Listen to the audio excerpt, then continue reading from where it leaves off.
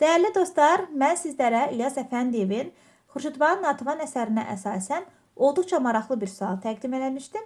İndi həmin sualın izahını verəcəm. Siz cədvəldəki uyğunluğu müəyyənləşdirməliydiniz. Cədvəlin birinci xanasında deyilir ki, Şimali Azərbaycandakı vəziyyətlə bağlı məsələlərdir. 1. Yerli əhalinin mülkünün hakim rejim tərəfindən müsadirə edilməsi. Bəli, bu Şimali Azərbaycanla bağlı məsələ idi. Belə ki, biz hələ əsərin başlanğıc hissəsində Xurşudbanu Natəvanın Tiflisə yollanmasını, Qafqaz canişini ilə görüşməsini və həmin görüşdə öz malını, mülkünü imperatordan geri istəməsini müşahidə elədik.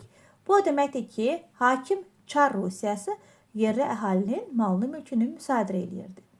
2. Sənət nümayəndələrinin yaradıcılıq əsərlərinin nəzarət altında saxlanılması. Biz bu əsərdə Məclis-i Üz, yəni Şairlər Məclisinin təşkil olunmasını gördük. Həmin məclisdə Məmayi "Vətənimdə vətənim yox" misralı şeir təqdim edir və bu şeir müzakirəyə çıxarılır. Onlar arasında olan xain Zahir bəy bu məclisdə olanları qala rəisinə çatdırır və əsərin sonlarına doğru qala rəisi həmin məclisdə iştirak edən şairləri bir-bir çağırıb sorğu-sual edir. Bu o deməkdir ki, sənət nümayəndələrinin yaradıcılıq əsərləri nəzarət altında saxlanılırdı. 3. Yerli idarə etməyə məxsus bütün vergi sisteminin mərkəzi idarə etməyə yönləndirilməsi. Bu yanlış olacaq. Niyə?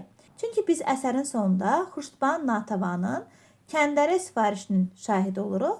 O, kəndlərə belə bir sifariş göndərir ki, indən sonra onlar mənə vergi verməyəcəklər. Demək ki, yerli idarə etmə də hələ də vergi alırdı. Bütün vergi sistemi mərkəzi idarə etməyə, yəni Çar Rusiyasına yönləndirilməmişdi. İndi isə biz Cənubi Azərbaycandakı vəziyyətlə bağlı məsələləri seçməliyik. 4. Zülmə məruz qalan əhalinin etiraz səsinin sürgünlərlə susturulması. Bu yanlışdır. Əhali sürgün olunmurdu. Əhali könüllü şəkildə Cənubi Azərbaycandan Şimali Azərbaycana pənah gətirirdi.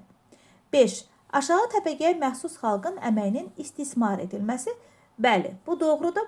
Belə ki, biz Seyid Hüseyn və Muradalının söhbətindən Cənubi Azərbaycandakı vəziyyətlə bağlı məlumat almış oluruq. Eyni zamanda uzun müddət ərzində, orada 14 saat qeyd olunur, karxanalarda işlədilərək çox az məvacib alınması məsələsinə toxunulduğunu da müşahidə eləmiş oluruq. 6. Xaricdə təhsil almaq istəyən gənclərin maddi imkansızlıq səbəbi ilə təhsildən yayınması. Xeyr, Cənubi Azərbaycanla bağlı belə bir məsələyə toxunulmamışdır. Demək ki, yanlışdır. Testimizin doğru cavabı olacaq 1, 2, 5, yəni D variantı.